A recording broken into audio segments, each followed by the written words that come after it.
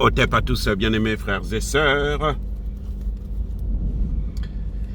Les Wazalendo font un travail excellent.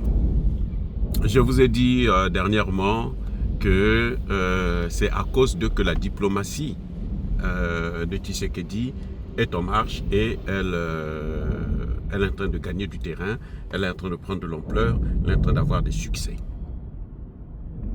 Eh bien, je veux vous apprendre encore les nouvelles du terrain. Je vous ai dit la dernière fois, Walikale est complètement libéré. Là, nous sommes dans le Nord Kivu.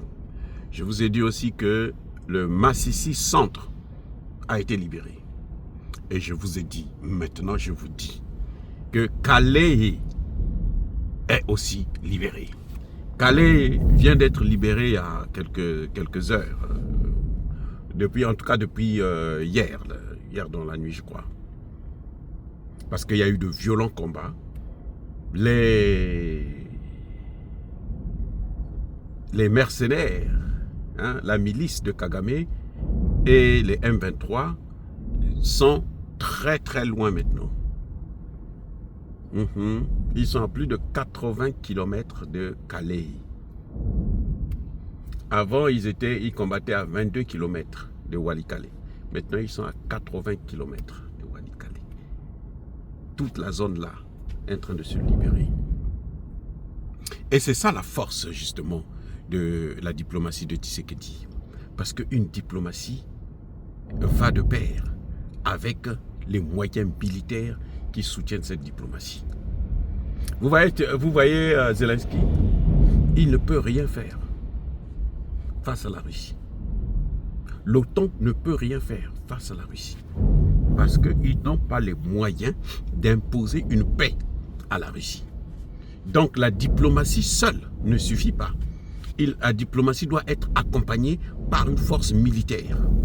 C'est pour ça que je réitère encore une fois de plus que le président Tshisekedi doit nécessairement, absolument, immédiatement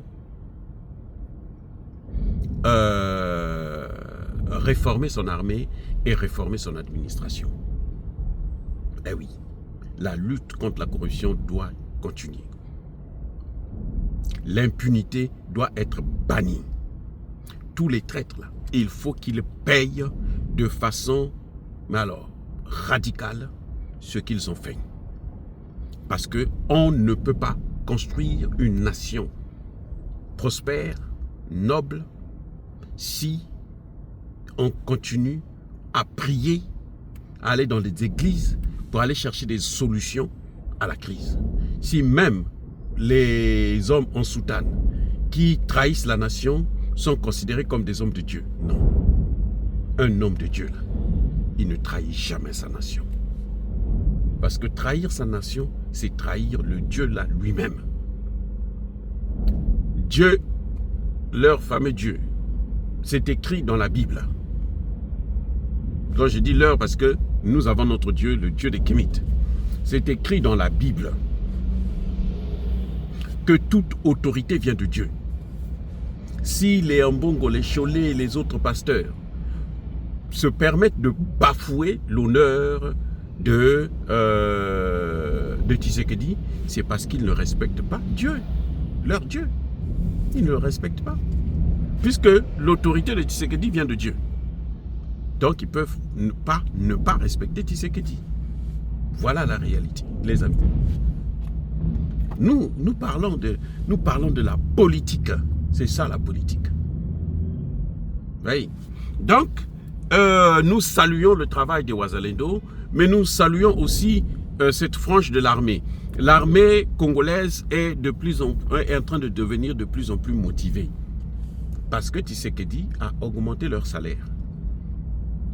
Les soldats congolais, les FARDC, gagnent maintenant 3 fois plus que les soldats de Kagame. 3 fois plus. Parce que Kagame payait 150 $ américains à ses militaires. Et Tshisekedi donne 500 $. Donc 3 fois plus. En tout cas, plus de 3 fois, quoi. 3 fois et $50 en plus. Et ça, cette loi-là est déjà applicable actuellement sur le terrain. Des soldats, Tshisekedi, là encore je salue le fait qu'ils contrôlent maintenant un peu la situation et ils se rassurent que les soldats des salaires sont payés chaque fin du mois. C'est une très bonne chose parce que c'est ça qui va nous sortir de cette galère. Ça c'est un. Deuxième des choses, comme ils sont motivés, vous voyez, maintenant, ils sont plus forts. Et le fait qu'eux, ils sont plus motivés, ils ont plus d'argent.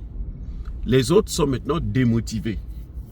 Parce que les Congolais qui servaient Kagame, maintenant, et qui ont choisi d'aller dans le M23, maintenant, ils n'ont plus. Ils ont perdu ces avantages-là. Je vais vous ajouter une chose, c'est que toutes les familles des soldats, là, leurs familles, femmes et enfants, sont prises en charge par l'État congolais. C'est-à-dire que les femmes, on leur donne des formations, les enfants leur donnent des formations gratuites.